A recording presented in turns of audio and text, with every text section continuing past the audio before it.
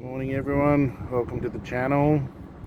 If you like it, please subscribe, like and leave a comment. I thought while I was in the area I would just pop on down and have a look at the old Holden factory. There's not a lot left of it these days. Alright, we'll have a look at what's left here. Now I believe construction started in about 64.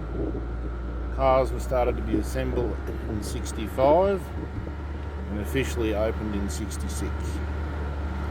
Alright, and then it closed in 1984. So you can see Bundy Transport is using it at the moment. Now there's only half of it left. It used to go way all the way down the other end. There's another building there and we can't actually get in. So we'll just have a look at what's left. Now where we've just driven up would have been where the rail line went in underneath. This section right here we're looking at would have been the front. Right here. So this factory would have built HRs, Arrows, H's, HQ, I believe. So we'll stop and have a bit of a look and see what we can see. She was, as you can tell, pretty much ran from that corner there, all the way through here, all the way down there. But she was a very big factory at one stage. There's lots of new work and construction here, but if you look around you can actually see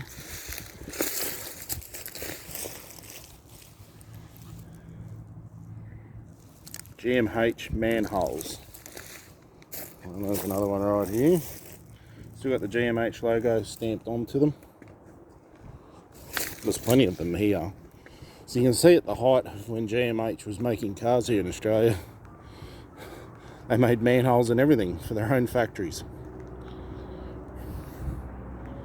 Very tall as well. So as I said, off to that side would have been the cantina, all the offices for the executives.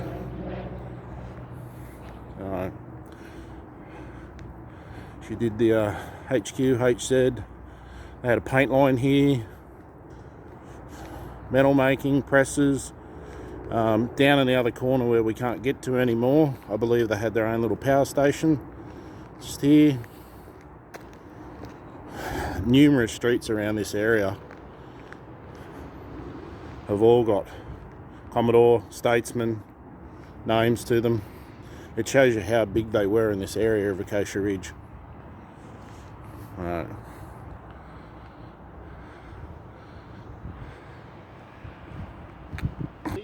Also, we'll just head around the other side.